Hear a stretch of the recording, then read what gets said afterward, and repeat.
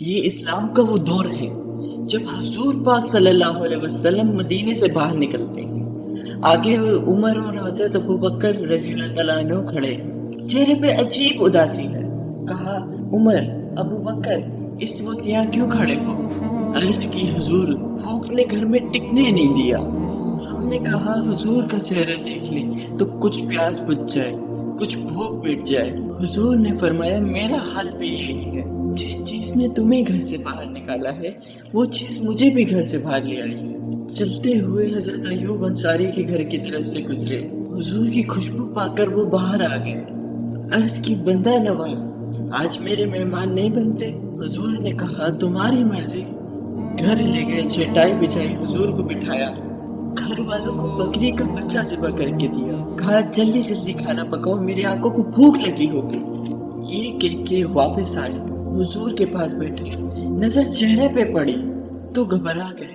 نگاہت کے الفاظ اتنے واضح تھے کہ سمجھ آ رہی تھی کہ حضور نے کتنے دنوں سے کھانا نہیں کھایا ہے۔ اٹھ کے باغ میں چلے گئے، کھجوروں کا گوشہ توڑا، حضور کے سامنے رکھا، کہا، بندہ نواز، جب تک کھانا تیار نہیں ہوتا یہ کھجوریں تناول فرمائے۔ تھوڑی دیر کے بعد کھانا دسترخوان پر لگ گیا۔ حضور سے عرض کی گئی، حضور آئے، کھانا تناول کر لیں۔ دسترخوان پر حضور پاک صلی اللہ علیہ وسلم نے بیٹھ کے ایک روٹی لی اور چند بوٹیاں لی اور ایک خادم کو بلا کر کے کہا کہ جاؤ ہمارے گھر دے آؤ، میری بیٹی فاطمہ کتنے دنوں سے بھوکی ہے۔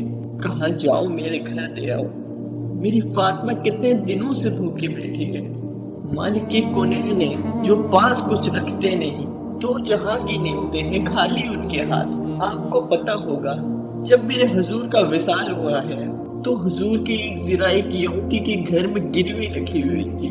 یہ اسلام کی غربت کی کہانی ہے، پھر اللہ نے اسلام کو امارت کے رنگ پہ دیے۔ علامہ اقبال فرماتے ہیں، زوال بندہ مومن کا بے زری سے نہیں، یہ نہیں ہے مسئلہ، مسئلہ پستی ہے، سبو حالی ہے، تعلیمی انتداد ہے، عملی انتداد ہے، مرکز سے دوری ہے، دامن رسالت کے مان کو چھوڑ دیا ہے۔ پھر رسوائیاں مقدر نہیں ہوں گی تو کیا ہوں گی؟ آئیے، ابھی بھی موقع ہے، توبہ کا دروازہ بند نہیں ہوا ہے، رب سے بھی معافی مانگ لی۔ گمت خزرہ کے مکین کے حضور بھی ہاتھ جوڑ کے کہیں، چھوڑ کے آپ کا دامن رحمت، آقا ہم سے بھول ہوئی، خود ہی اپنی قدر و قیمت، آقا ہم سے بھول ہوئی، دیکھ ہماری آنکھ مچولی، اپنے سینے اپنی گولی، بھول گئے ہم طرز حقیقت، آقا ہم سے بھول ہوئی۔ علامہ اقبال فرماتے ہیں، آؤ اگر تم اسی عروج کو دیکھنا چاہتے ہو تو دامن مصطفیٰ کو تھام لو۔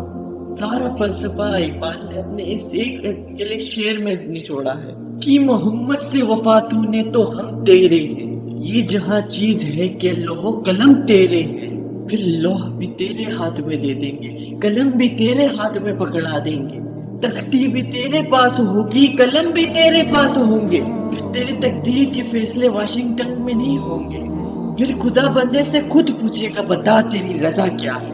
تو ہم نے ان راہوں کا مسافر بننا ہے، آئیو زندگی کا جمال اور زندگی کا حسن حاصل کرنے کے لیے حضور کی دہلیز پہ آ جائیں۔